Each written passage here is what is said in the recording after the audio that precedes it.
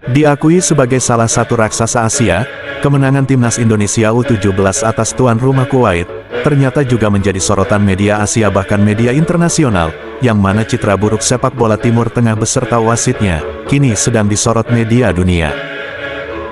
Saking trending topik dunia, hingga pemain terbaik dunia Cristiano Ronaldo, ternyata juga menyorot pertandingan timnas Indonesia.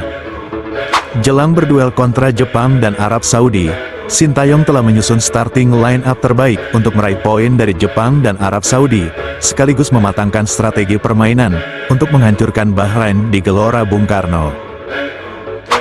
Sebelum kita bahas, mohon disimak hingga selesai, agar Anda dapat memahaminya secara utuh. Berikut berita update selengkapnya yang sudah kami rangkum.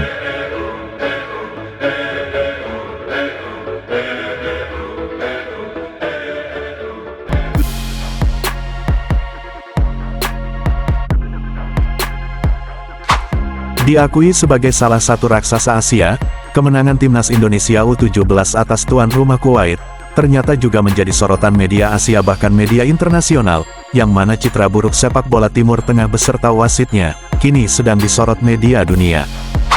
Sebelum laga dimulai, Nova Arianto selaku pelatih timnas U17 tak menyangka, akan mendapatkan perlakuan tidak baik dari tuan rumah Kuwait. Sebelumnya Nova berpikir positif. Ia berharap semoga wasit yang memimpin akan adil, dan semoga Kuwait tidak seperti Bahrain dan Qatar, yang akan menghalalkan berbagai cara non-teknis untuk meraih kemenangan. Namun setelah mendekati pertandingan, Nova mengaku mendapat perlakuan tak sportif dari Kuwait, saat Nova bersama tim asuhannya akan mengeksekusi strategi permainan. Hal tak terduga justru dialaminya. Timnas Indonesia U17 sudah merasakan episode pertamanya soal drama tim dari Timur Tengah, di pertandingan pertamanya di kualifikasi Piala Asia U17 2025 yang akan digelar di China. Drama Kuwait ternyata sudah dimulai lebih dulu sebelum pertandingan dimulai. Episode pertama drama Kuwait terjadi saat tuan rumah justru menjadwalkan latihan timnas U15 Kuwait. Mereka berlatih tepat di samping anak asuh Nova Arianto, yang mana ini adalah pertandingan penting untuk menentukan langkah timnas U17 menuju Piala Asia. Sebelumnya, Nova sudah mengingatkan pada anak asuhnya, agar tidak mudah terpancing pada timnas Kuwait yang juga suka bermain drama seperti negara Timur Tengah lainnya. Kita sudah mewaspadai semuanya, karena sekali lagi, Kuwait sebagai tuan rumah dan saya minta pemain harus lebih sabar dalam mengendalikan emosi, sebab pemain Timur Tengah sering membuat drama, tapi saya berharap agar para pemain belajar dari timnas senior. Kita banyak belajar bagaimana pemain Timur Tengah kerap melakukan drama, dan saya harap, para pemain tidak terpengaruh dengan hal itu. Saya pikir, kalau ada tim nasional sedang melakukan latihan official training secara resmi, yang mana tim akan fokus ke taktikal permainan, seharusnya tidak ada tim lain yang ada bersebelahan di lapangan latihan kita. Tapi itulah yang terjadi hari ini, dan akhirnya kami kehilangan waktu, sebab kami tidak bisa melakukan taktikal pada saat itu juga. Strategi apa yang akan kita terapkan, termasuk set piece dan strategi lainnya, sebab di sebelah kami ada tim U15 Kuwait, dan itu merugikan kami. Sebagai pelatih saya minta para pemain jangan terpengaruh dengan situasi yang sepertinya memang disengaja oleh tuan rumah. Hal ini seharusnya tidak bisa terjadi, namun inilah kenyataannya, itulah ungkapan Nova Arianto. Perlakuan tidak sportif tidak terhenti saat latihan saja, bahkan saat pertandingan berlangsung, skuad Garuda U17 kerap mendapatkan provokasi dari para pemain Kuwait yang bermain cenderung keras dan arogan. Walau begitu, tim asuhan Nova mampu membekuk tuan rumah Kuwait dengan skor 0-1, pertandingan itu dipimpin oleh wasit yang juga berasal dari Timur Tengah, dan untungnya, wasit Timur Tengah itu menjalankan tugasnya dengan sangat baik dan adil. Itulah salah satu faktor kemenangan Indonesia atas tuan rumah Kuwait, sebab, karakter pemain Indonesia cenderung mudah terprovokasi, dan terbukti, jika pertandingan timnas Indonesia dipimpin oleh wasit yang adil, para pemain bisa menampilkan permainan terbaiknya, walau harus disuguhi dengan permainan lawan yang provokatif. Namun hal itu masih bisa dimaklumi, pihak lawan akan melakukan berbagai cara untuk menang, dan itu wajar terjadi. Apalagi ini tim dari Timur Tengah, yang tidak wajar dan tidak bisa diterima Indonesia adalah, jika kecurangan itu justru ditimbulkan oleh wasit yang berat sebelah. Perlakuan wasit yang seperti itu akan buat para pemain Indonesia frustasi. Peran wasit yang adil ternyata menjadi kunci kemenangan Indonesia atas tuan rumah Kuwait. Indonesia mampu menampilkan permainan terbaiknya, walau masih banyak kekurangan yang harus dievaluasi. Saking trending topik dunia, hingga pemain terbaik dunia Cristiano Ronaldo, ternyata juga menyorot pertandingan timnas Indonesia, soal kecurangan wasit Timur Tengah yang tidak berintegritas dan merugikan Indonesia. CR7 sebelumnya pernah mengatakan, jika sepak bola Asia ingin lebih maju, maka berlakulah adil secara profesional. CR7 memang sering mendapat keputusan yang aneh dari wasit Timur Tengah, apalagi saat ini CR7 membela klub Al Nassr yang merupakan klub papan atas Liga Saudi. Wasit dari Timur Tengah kerap mengambil keputusan tak masuk akal bagi Ronaldo. Entah keputusan itu menguntungkan atau bahkan merugikan. Menanyakan keputusan wasit dari Timur Tengah, mengedepankan kepentingan di luar lapangan. Bahkan baru-baru ini, CR7 seolah ingin menolak penghargaan kategori pemain terbaik Liga Saudi. Ronaldo merasa khawatir menerima penghargaan tersebut. Ia seolah tak ingin menerima penghargaan tersebut.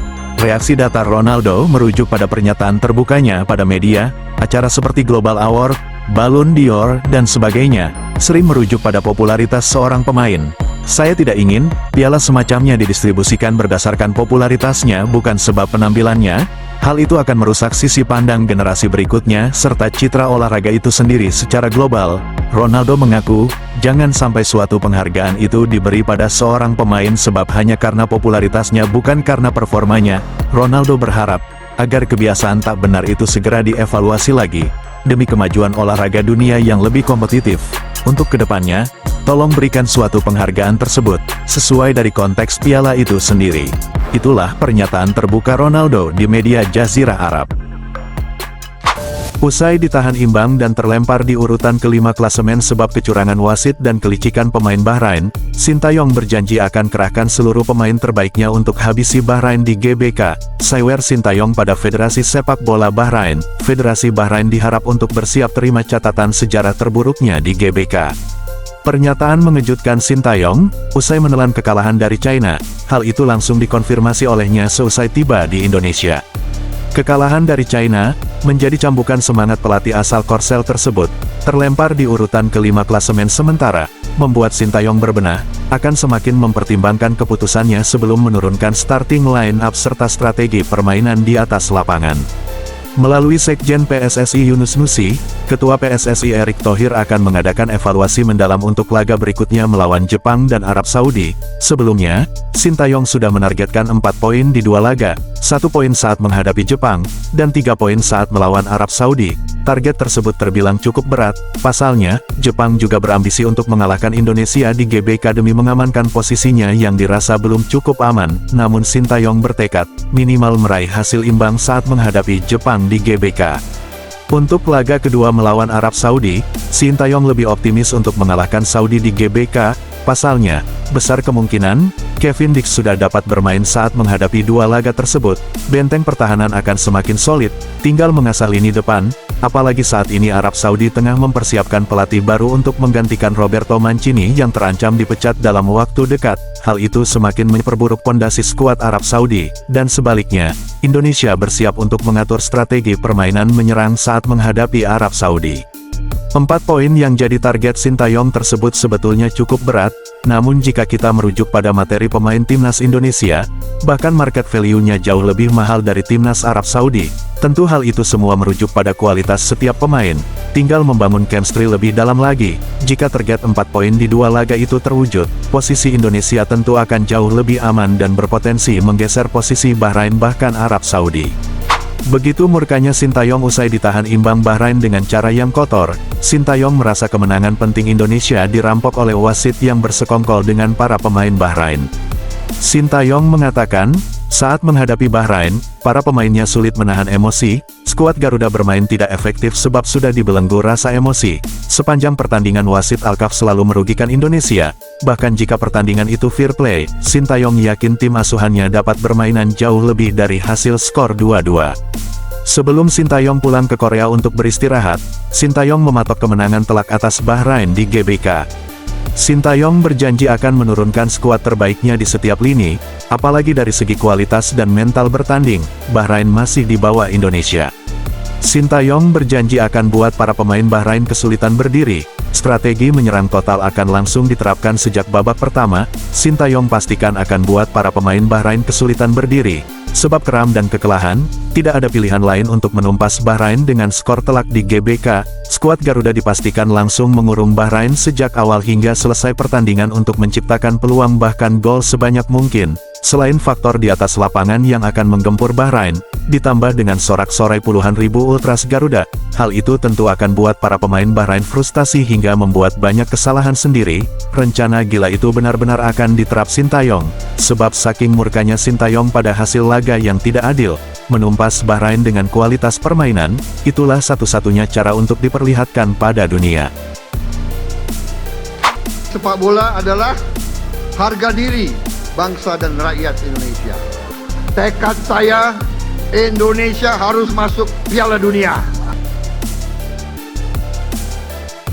Sebelum meninggalkan tayangan ini, silakan Anda subscribe channel YT Real ini, agar Anda terus mendapatkan berita perkembangan serta informasi jadwal pertandingan Timnas Indonesia selanjutnya.